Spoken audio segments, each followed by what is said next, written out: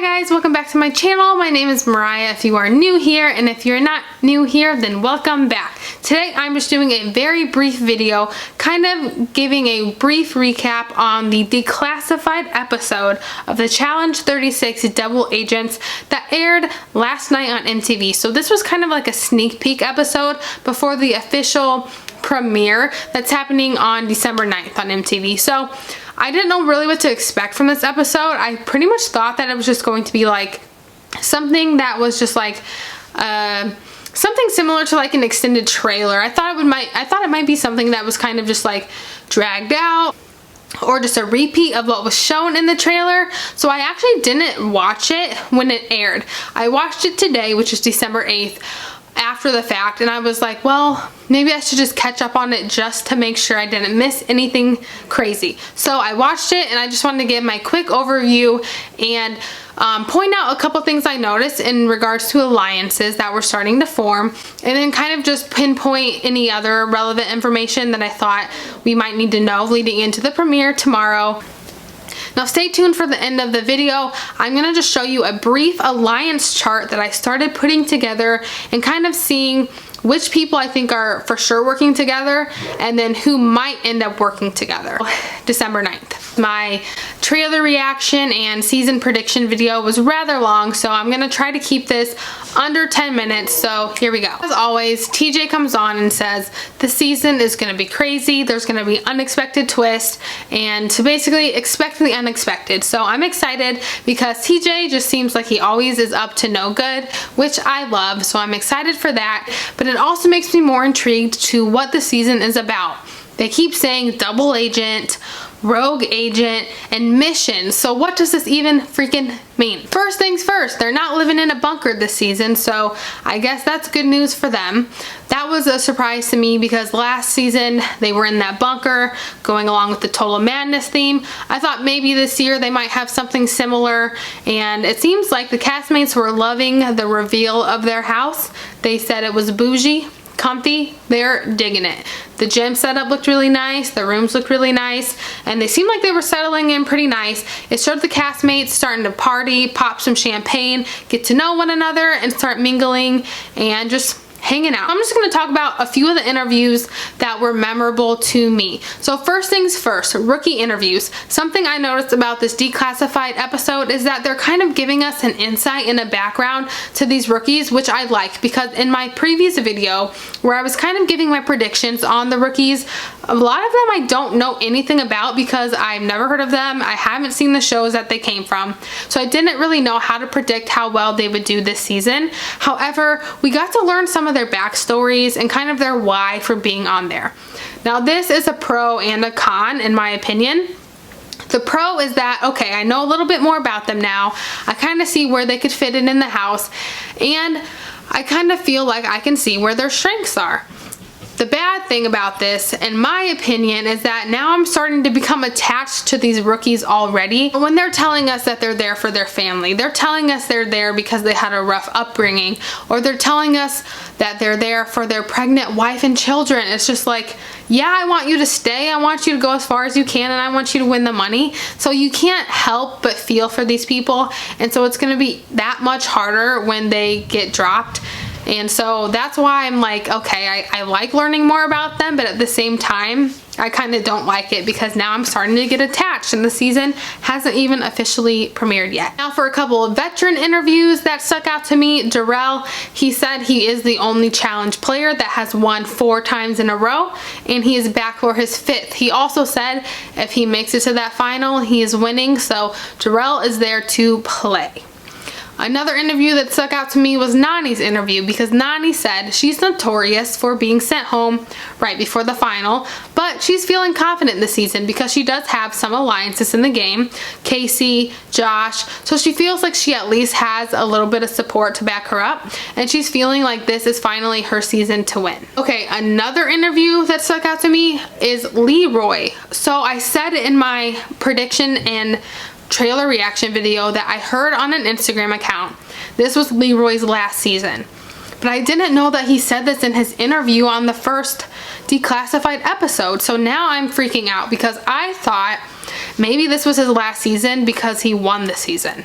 And if you know any spoilers, do not post them below because this is a no spoilers channel. But now, it's seeming like he said this early on, like coming into the season, he was like, I know this is my last one, so I want to win. So now I'm like, oh fuck, this is his last season regardless. So now I really want Leroy to win. And then of course CT's interview, he said something that literally I started tearing up.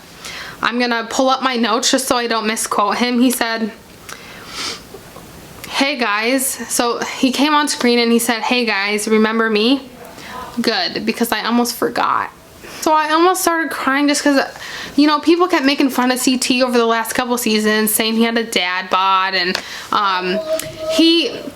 he did admit he wasn't truly in it mentally these last couple seasons and even physically, and it's because of some things in his personal life. He said he and his wife are now separated and he is there to really compete now. He feels like he's kind of getting back to the old him, and so I'm happy for him that he's kind of come to that clarity. I'm happy he's there to play for him.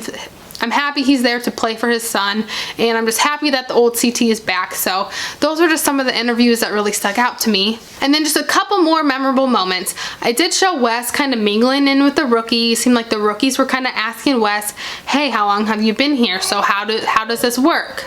Then it did mention how a couple vets were like, you know, why even get close to the rookies because they're gonna get the boot soon. But it shows Wes just kind of hanging and talking to him. So this could be strategy on Wes's part, kind of earn the trust of the rookies, or seeing which rookies he wants to work with. And I think that's something that Wes kind of has done in the past. For instance, a couple seasons ago, he kind of took Dee under his wing and he kind of worked with her throughout the season, and you know, she made it pretty far. And I think Wes is kind of seeing which rookies are going to be really strong. So he does know Lolo from the Champs versus Pros season. So he seems like he might kind of reach out to her, and admittedly, she seems like a beast. He also seems like he has his eyes on Natalie from Survivor, but Natalie also seems like she has his eyes on Wes too. She does get quoted in an interview saying, you know, she knows about Wes, she knows he's smart, and she knows that he knows how to play the game. So I can see those two working together. So of course we have Nelson and Cory working together. No shocker there. They're best buds. Nelson took a huge bullet for Cory last season, and so they are working together for sure. They do mention that they are also in an alliance with Fessy and Jay, but they're kind of trying to scope out the girl side, see where they can get some numbers boosted on the girl side, even though they're not really sure how the game is going to work yet. They just know that they're going to eventually need some more numbers on the girl side. So taking a look at the chart here, this is what we have so far. We have Nelson, Cory, Jay, and Fessy in an alliance for sure. Now Fessy also says, you know, he has the Big Brother alliance. So Fessy is also aligned with Josh, Casey, and then also bringing in the rookie Amber. So this is good for Amber's sake because she's a rookie, but because she's on Big Brother, she's pretty much already guaranteed into that Big Brother alliance. And so you can see that here. Now trailing off of the Josh and Casey alliance, we have Nany. So like I already mentioned, Nany is in an alliance, or she at least thinks she is, with Casey and Josh too. So she feels good with those three, and then of course she might also feel safe knowing they are aligned in a bigger alliance too. So Nany might be able to get carried at least partly through the season, knowing that Josh and Casey have a bigger alliance too.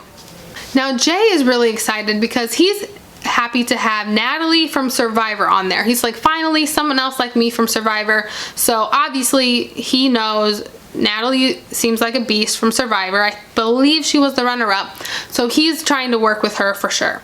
Now, like I said, Natalie seemed like she kind of had her eyes on Wes, and Wes was seen talking to her too. So that's why I put a dotted line between these two. A dotted line is kind of meaning maybe. So maybe they're working together, or maybe that could happen. So maybe Wes and Natalie could team up. Maybe that could, in the long run, turn Wes working with Jay too. Not sure yet.